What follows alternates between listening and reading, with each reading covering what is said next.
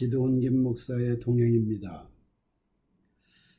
제가 그동안 컴퓨터가 고장이 나서 녹화를 하지 못하고 있었어요. 한국에서는 하루면 해결될 문제가 이 유럽에서는 오래 시간이 걸립니다. 여러 가지 면에서 생활에 불편함이 있는 상황임을 여러분 이해해 주시기 바랍니다.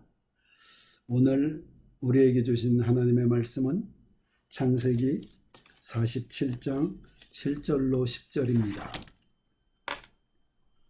요셉이 자기 아버지 야곱을 인도하여 바로 앞에 서게 하니 야곱이 바로에게 축복하며 바로가 야곱에게 묻되 내 나이가 얼마냐? 야곱이 바로에게 아뢰되 내 나그네 길의 세월이 130년이다. 내 나이가 얼마 못되니 우리 조상의 나그네 길의 연조에 미치지 못하나 험악한 세월을 보내었나이다 하고 야곱이 바로에게 축복하고 그 앞에서 나오니라. 이 성경 장면은 제가 성경에서 가장 좋아하는 장면 중에 하나입니다. 한번 상상해 보세요. 그 당시 애굽은 세계 최강대국이었습니다. 그리고 야곱은 시골 촌노였어요. 그저 한 70여 명 정도 되는 가족을 거느린 촌 부족의 족장 정도 되는 신분이었어요. 그런데 그 야곱이 바로 그 가장 최강국의 왕 앞에 가서 내가 당신을 위해서 축복 기도해 주겠소 하고 당당하게 말하고 축복하고 나오는 장면입니다. 그 야곱의 태도가 너무나 당당하고 그리고 권위가 있어 보이니까 바로 왕이 물어봤어요. 내 나이가 몇이냐? 내 나이가 130살인데 험악한 길을 걸었나이다. 야곱의 고백입니다. 이 말에 그 야곱의 그 영적 권위의 비밀이 숨겨져 있어요. 야곱은 많은 고난을 받았습니다. 그 고난이 야곱을 하나님의 사람으로 다듬어 왔습니다. 그 형의 에서의 그 자신을 죽이려는 그 에서의 복수심을 피해서 그 따뜻하고 안정된 가정을 떠나서 멀리 외삼촌 집으로 도망갑니다. 외삼촌 집에서 더부살이를 하는데 외삼촌이 정직하지 못한 사람이라서 그 야곱에게 줘야 될 품삯을 계속해서 속이고 주질 않아요. 거의 20년 가까이 되는 동안 야곱은 결혼해서 여러 아들 10명 정도 되는 아들을 낳았는데도 그 재산이 전혀 없어요. 가진 것이 전혀 없는 아주 어려운 상황이 되었습니다. 하나님이 축복하셔서 초자연적인 방법으로 야곱이 많은 재산을 거느리고 이제 그 집으로 돌아오게 되는데 그 20여 년의 시간 동안에 형 에서의 그 감정이 식어졌을 줄로 생각했으나 형 에서가 400명의 군사를 거느리고 자기를 죽이러 온다는 소식을 듣게 됩니다. 야곱이 생명의 위협을 느끼고 야복강가에서 밤새도록 기도하는데 그 하나님의 천사가 나타나 예수 그리스도께서 나타나셔서 영적 씨름 중에서 그 야곱의 환도뼈가 그 탈골되어집니다. 환도뼈가 탈골되어져서 다리를 저는 불구자가 됩니다. 또 야곱 인생의 그 말년에 요셉이 죽은 것으로 알았어요. 가장 사랑하는 아들 요셉이 죽은 것으로 짐승에게 찢겨서 죽은 것으로 알았어요. 물론 형들이 속인 거였지만 그 아픈 상처가 야곱에게 있었던 것입니다.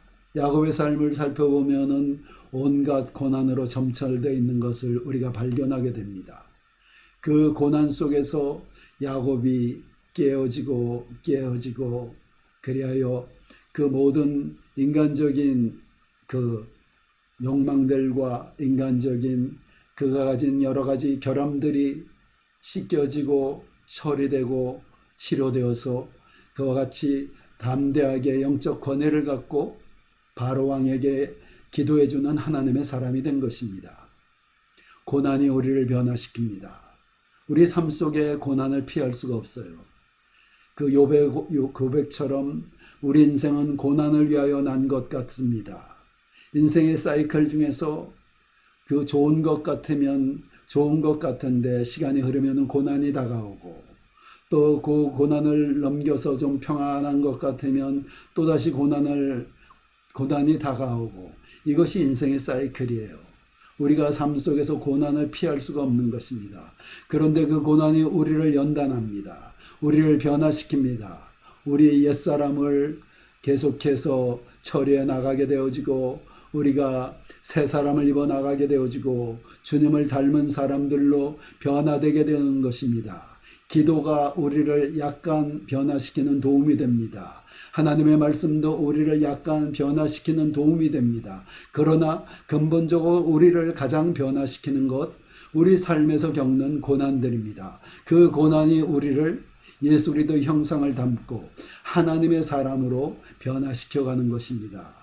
그렇게 많은 고난을 당한 야곱의 생애의 말년을 우리가 성경에서 보게 됩니다. 야곱이 죽음을 눈앞에 두고 그 아버지의 권위로서 자녀들에게 축복하기 위해서 모든 자녀들을 불러 모읍니다. 그리고 하나하나 하나님 주시는 영감에 따라 예언적 기도를 하게 됩니다. 그런데 요셉의 두 아들은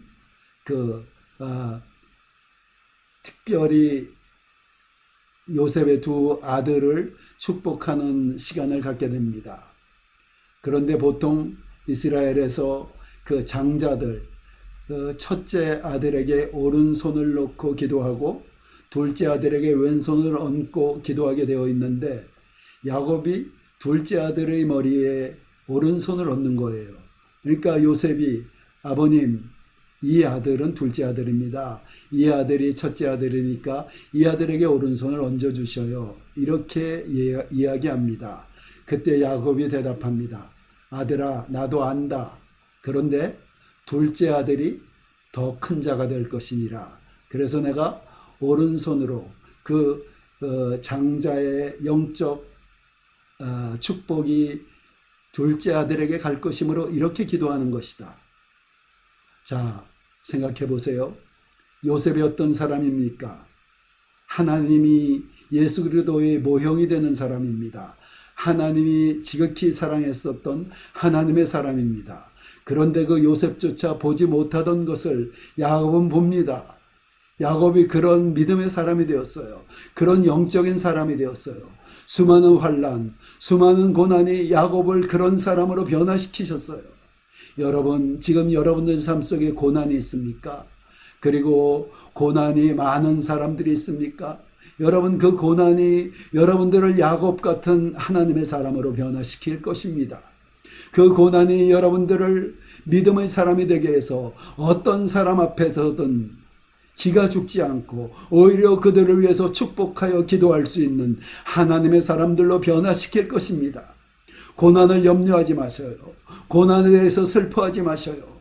고난 잠시 우리가 슬퍼할 수밖에 없고 괴로울 수밖에 없으나 그 안에 있는 영적 의미, 하나님이 그 고난을 통해서 우리를 변화시키기 원하시는 그 하나님의 사랑을 기억하고 끝까지 인내하서 그 고난을 통해서 우리가 영안이 열려져서 그 요셉의 두 아들의 본질을 볼 수 있는 그 영안이 열려진 야곱 같은 사람이 되어지는 그런 하나님의 사람들이 되시기를 예수 그리스도 이름으로 축원합니다.